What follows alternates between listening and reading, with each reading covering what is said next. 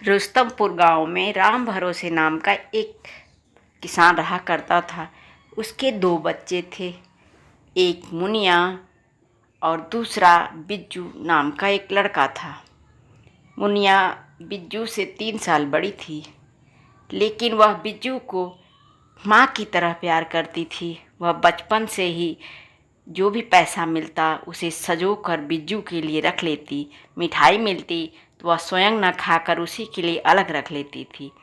कई बार देखा गया कि जो गुल्लक उसके पास थी, उसे संयम पूर्वक जिन पैसों को वह जमा करती रहती थी, उसमें से अधिकांश कभी कभी गायब भी हो जाता। और मिठाई अगर उसके संग्रहालय में कुछ बची भी रही होती तो वह सूख खासकर निकम्मी हो गई होती है। किंतु इन बातों से मुनिया अपने स्वभाव को बदलने नहीं चाहती थी। पैसा मिलते तो फिर वही बटोर कर रखती। अपने हिस्से के खेल खिलौने, मेवा, मिठाई सब बिज्जू के लिए जमा करती रहती। इधर बिज्जू भी कम नहीं था, बड़ा ही उद्यमी लड़का था। शुरू से ही वह जैसे नवाब साहब है। मुनिया का लाड़ प्यार उसे बिगाड़ दिया था। बदले में वह मुनिया को खूब मारता भी था, दांत काटता रहता, उसको परेशान किया करता था। मुनिया को जब वह मारता तो मुनिया बेचारी रोती बिलखती माँ के पास उसकी जाके शिकायत करती। लेकिन फिर अगले ही पल बिज्जू उसका मुंह खरोचने लगता तो मुनिया मुस्कुरा के कहती, हट चल बदमाश। बदमाश भला क्यों हटने वाला है। वह दोनों हाथों के पंजे से उसका मुंह नोच लेता। मुनिया बेचारी चिल्ला पड़ती, देख रही अम्मा, तू फिर मुझे कहेगी। पीढ़े पर बैठी अम्मा कहती, और खिला बर्फ़ी, तुझे यह बड़ा निहाल करके रखेगा जो तू उसे बर्फ़ी खिलाती रहती है। एक दिन अचानक विजय कुमार उर्फ बिज्जू के शरीर पर बड़े बड़े दाने निकल आए। उसे बहुत तेज बुखार हो गया। वह बिस्तर पर छटपटाता रहता। कई वैद्य डॉक्टरों को दिखाया गया, लेकिन दाने ठीक होने का नाम ही नहीं ले रहे थे। चेचक के दानों से विजय बाबू का कमल सा चेहरा मुरझा गया था। आंखें उससे नदारद थी। चेहरे पर उठी हुई नाक कहीं भी न चिन्ह दिखाई पड़ती, और मुंह की तो बात ही पूछिए नहीं। इस हालत में उसके पेट में कुछ न खाना पहुंच सकता था, न कोई पानी पी पाता। कुछ ठंडे पानी की बूंदें थोड़ी बहुत वह पी लेता। कुछ ही दिन के बाद अचानक बिज्जू चल बसा। बिज्जू के जाने के बाद मुनिया जैसे एक ही दिन में 40 साल की हो गई। उसका तो बिज्जी गायब हो गया। इस विषय में उसने न कुछ किसी से पूछा न ताछा। वह बिल्कुल नहीं रोई। जब खाना दिया जाता खाना खा लेती, काम कहा जाता तो वह काम कर देती, पर उसका हंसना उड़ गया था। न वह मचलती थी न कोई शिकायत करती थी। पिता बुलाते, बेटा मुनिया। उसके मुंह पर कोई भी लाली नहीं आती।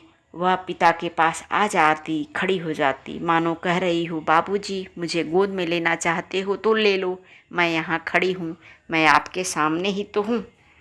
पिता ने गोद में खींच कर कहा, बेटा मुनिया, बेटा क्या बात है। उस समय वह रो पड़ती तो पिता का जी हल्का हो जाता। वह न रोई न कुछ बोली। पिता ने गोद में खींचकर उसे बिठाया, पुचकारा, क्या तुम्हें बिज्जू याद आता है। वह तो चला गया बेटा। पिता हृदय के दुख को दबा करके कहते कहते उनका मन अपने आप भर आता।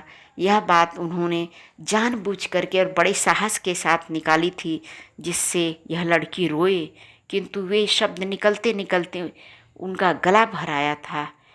उन्हें मालूम था कि मुनिया अभी रो पड़ेगी, लेकिन यह क्या, उसने तो बिल्कुल भी कुछ भी संवेदना व्यक्त नहीं की। वहाँ जैसे दर्द में लहर हो उठी हो, जैसे कि तट से फूटकर कुछ अवश्य बहेगा, लेकिन कुछ भी नहीं आया। आंसू तट लांघ कर बिल्कुल भी बाहर नहीं आए। मुनिया चुपचाप पिता के गोद से उतरी और वहाँ से चली गई।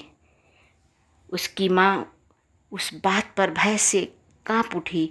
मुनिया को एक साथ ऐसी सोच में सो जाते देखकर उसकी माँ अत्यंत दीनहीन हो गई।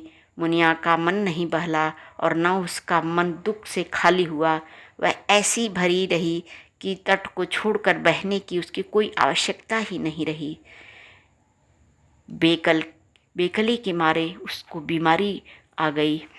3 रोज खींचकर चौथे दिन मुनिया खाट पर गिर पड़ी। उसे बुखार हो आया। देखते देखते बुखार इतना तेज हो गया कि वह बेहोश हो जाती और बड़बड़ाने लगती। उसकी माँ को उसकी बहुत चिंता होने लगी। डॉक्टर आए, हकीम आए, वैद्य को दिखाया गया, पर बच्ची की बेचैनी खत्म होने का नाम ही नहीं ले रही थी। बेहोशी में सवेरे के घंटे में कुछ उतरती। उस समय गुमसुम मुनिया कमरे की छत को एकटक निहारती, दीवार की ओर चुपचाप देखती। तब तक वह अपनी माँ को भी नहीं पहचानती, पिता को भी नहीं पहचानती, पर उसे कुछ कहना ही बेकार था। दोनों माँ बाप सूनी आंखों से अपनी बेटी की गिरती दशा को देखते रहे, लाचार रहते। पिता ने पुकारा, बेटा मुनिया। माँ पुकारती, ओ सत्तो, ओ मेरी बिटिया रानी, ओ मेरे बेटे राजा। मुनिया सुनकर चौंकती और आंखें फैलाकर सबको देखती रहती। वह बहुत ही दुबली हो गई थी। शरीर में सीख सी हड्डियां बच गई थीं। उस समय जब कभी सोते सोते वह मुस्कुराती थी, तब देखकर मन में आनंद उत्पन्न हो उठता था। लगता था कि अब मुनिया शायद ठीक हो जाएगी, लेकिन धीरे धीरे उसकी स्थिति और खराब होती गई। बची खुची शक्ति को वह खींचकर कैसे भी जी रही थी। ऐसे ही दुविधा में 1 हफ्ता बीत गए। उसकी माँ सब सुध बुध खो बैठी, उसी के सिरहाने दिन भर बैठी रहती। जब बच्ची की पलकें कभी कुछ देर को लग जाती, तब वह अब उसका बिस्तर छोड़ करके अपने नित्य क्रियाकर्म के लिए उठती। धीरे धीरे जब उसकी पलकें खुलती और वह उसे थपकी देकर सुलाने की कोशिश कर देती, जब नींद जम जाती, तब फिर अचक पांव धरती वहाँ से कहीं जाती। बच्ची की हालत दिन पर दिन गिरती जा रही थी। जीने की चाह ही जैसे उसके भीतर से धीमी होती जा रही थी। डॉक्टर हारने लगे और हकीम वैद्य की समझ में ही कुछ नहीं आ रहा था कि इसे ठीक कैसे किया जाए। बस बच्ची की अम्मा का जी इस बारे में पक्का था कि मुनिया को जीना ही होगा। बुखार तो कट गया था, पर शरीर बिल्कुल दुबला होता गया। जैसे लगता मानो वह मुनिया न होकर हाड़ मांस की एक बिल्कुल ठठरी रह गई है। एक रोज़ मुनिया की आँख 26 घंटे के बाद कहीं जाकर लगी। तब माँ जरा उसे छोड़कर नित्य कर्म से तनिक निवृत्त पाने के लिए उठकर वहाँ से उठी, पर इस बीच भी वह हर तरह आहट के प्रति चौकन्नी रह जाती। थोड़ी देर में उस ओर से किसी की बारीक चिचियाने की आवाज़ उसने सुनाई दी। वह भागी भागी दौड़ी आई तो उन्होंने क्या देखा कि मुनिया के खटोले पर एक नन्हा सा बिल्ली का बच्चा आ गया है। मुनिया ने दोनों हाथों की मुट्ठियों में उसे जोर से दबोच रखा है और वह की कर रहा है। अम्मा को आते देख मुनिया ने कहा, अम्मा, यह बिल्ली का बच्चा। उस समय उसके चेहरे पर जैसे कुछ लौटी हुई सुधि की आभा दिखी और मानो यह कहते कहते बच्चा पर से उसकी उंगलियां कहीं कुछ ढीली न हो जाएं, और फिर उसे दबोच लिया। अम्मा, यह बिल्ली का बच्चा। बिल्ली के बच्चे ने और भी जोर से चिल्लाया, की। फिर भी मानो वह अपने पर काबिज उस स्वामित्व से भी छुड़ना न चाहता था। बिल्ली का बच्चा सूखा सा था, मानो किसी ने अभी मुंह में लेकर उसे बुरी तरह झकझोर दिया हो। वह सहमा हुआ था। मुनिया ने कहा, अम्मा, दूध। अम्मा ने खुश होकर, दूध पिएगी बेटा? मुन्नी ने बिल्ली के बच्चे को दिखाकर कहा, बिल्ली बच्चा अम्मा। माँ ने डर कर कहा, बेटा इसे छोड़ दे, पंजे वंजे मार देगा। और माँ उसके हाथ में से बिल्ली के बच्चे को लेने के लिए आगे बढ़ी। मुनिया ने अपनी मुट्ठी को और मजबूत कर लिया। उसके चेहरे पर दिखा मानो कि वह उनसे मुकाबला करेगी। और बच्चा ज़ोर से कीका।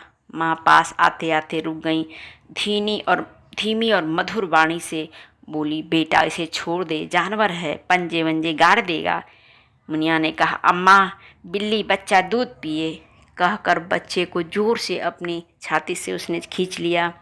माँ लौटकर एक कटोरे में दूध ले आई। मुनिया ने बच्चे को गर्दन से दबोचकर उसका मुंह कटोरी में करते हुए कहा, पी दुद्धू पी, बिल्ली के बच्चे दुद्धू पी। लेकिन बच्चा अपनी गर्दन छुड़ाने में अधिक कोशिश कर रहा था। दूध की ओर वह बिल्कुल भी उत्सुक नहीं था। मुनिया ने 3-4 झापड़ उसके चेहरे पर जड़ दिए। नहीं पिएगा, ये नहीं पिएगा, पी।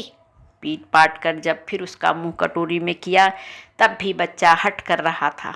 उसने दूध पिया ही नहीं। मुनिया ने उसको उस समय बड़े प्यार से थपका, उसके बदन पर हाथ फेरे, बड़े प्यार से सहलाया। तब जाकर बच्चे ने 2-4 घूंट दूध पिया। बच्चे को दूध पीता देखकर मुनिया के चेहरे पर एक मुस्कुराहट उभर आई। उसके दिल से एक प्यार का गुब्बार उमड़ गया। बच्चे को देखकर वह इतना खुश हुई। फिर तो अनायास ही जीवन का स्नेह भी उसमें खोया न रहा। उस दिन से वह अच्छी होने लगी। हमेशा बिल्ली का बच्चा उसके आसपास रहने लगा। वह उसे चिपटा कर ही सोती। जगने पर कभी वह मिलता तो उसे पाए बिना खुद बेचैन हो जाती। उसे हरदम उसके बिना चैन नहीं था। उसके बाद धीरे धीरे मुनिया ठीक होने लगी। उसके चेहरे पर फिर से एक मुस्कुराहट आ गई। उसे लगा उसका अब छोटा भाई बिज्जू फिर से उसके पास आ गया है। हमारी कहानी आपको पसंद आए तो चैनल को लाइक शेयर सब्सक्राइब ज़रूर कीजिए। धन्यवाद।